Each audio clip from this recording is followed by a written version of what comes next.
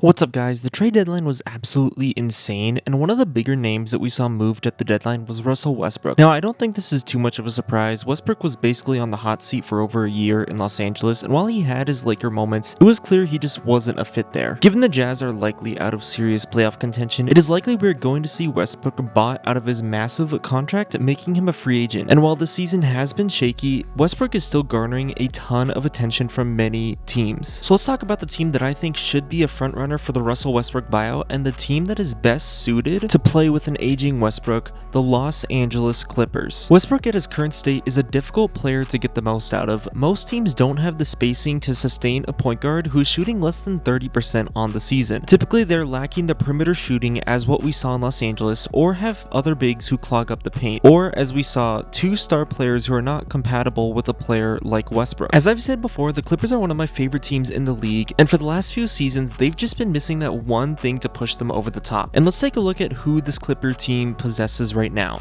Some of those guys include Terrence Mann, Nicholas Batum, Marcus Morris, Norman Powell, Paul George, Robert Covington, Kawhi Leonard, Brandon Boston Jr., and now Eric Gordon. Those 9 players are all capable shooters and guys who I think are at least average or above average NBA floor spacers. And while someone like Ivica Zubac may not be the most compatible player with Westbrook, the Clippers tend to run a lot of small ball where Batum, Morris, and Covington have all been seeing respectable center minutes. And this is all backed up as the Clippers are currently a top 10 3-point shooting team on the year. Now Russ probably would hurt this team's spacing, but in reality he would hurt the spacing of any team he goes on, but there are only a few teams in the league that would be able to absorb his lack of shooting as well as the Clippers. And while they are one of the best shooting teams in the league, that hasn't translated offensively to where at the time I make this, they're the 8th worst offense in the NBA. Now Russell Westbrook in 2023 isn't one of the guys who I think of when it comes to boosting your offense, but on the Lakers offense was nearly 4 points better per 100 possessions with Westbrook on the floor. Well, this is one shaky advanced stat. We all know that Westbrook, even at 34 years old, still provides a spark or at least some sort of different energy when he's on the court. Is it good energy? I'll let the jury decide on that one, but he certainly is always providing something when he comes off of the bench.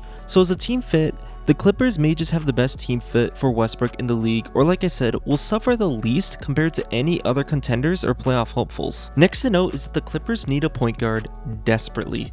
Both John Wall and Reggie Jackson were traded at the deadline, leaving no true point guards on the roster. Bones Highland was one brought over from the Nuggets, and he will likely see significant minutes at the 1, but outside of that, guys like Norman Powell, Eric Gordon, and Brandon Boston Jr. are more of shooting guards than point guards. Paul George and Kawhi Leonard are both incredible play initiators for forwards, but they're not the kind of guys you want running a point guard for the entire game, and their availability is less than perfect. Westbrook is someone who is able to fill a major hole for the Clippers, and he is someone that you can still count on for 30 to 34 minutes per game. And lastly, the Clippers team appears to be a big fan of bringing Westbrook aboard. And as Paul George said, it would definitely improve our team if we had a traditional point guard to kind of get us in things and make them easy. We can run with him, and that's kind of our game, is spacing the floor. I know that's my game, spacing the floor for being a shooter on the perimeter and then just running with him in transition. I think that's where we can complement him. We got a bunch of guys that fit the playstyle as well. For myself, Kawhi, Norm, Man, and quite honestly, we need someone. You know what sucked that John didn't work, but what John brought us is what we need. A guy that can get up and down the floor and someone who can get us easy baskets in transition. On top of that, Marcus Morris saying, I want him to come. I think that you can't kill a wounded dog.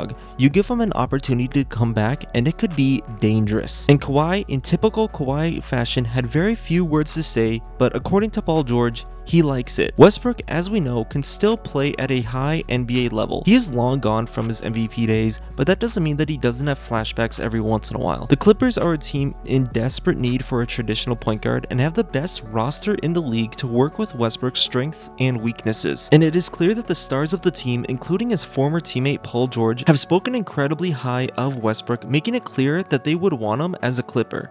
The Clippers are an incredibly strong team in a very tough Western Conference. Bringing in Russell Westbrook may be the necessary move to push them from being a playoff team to a legitimate NBA contender.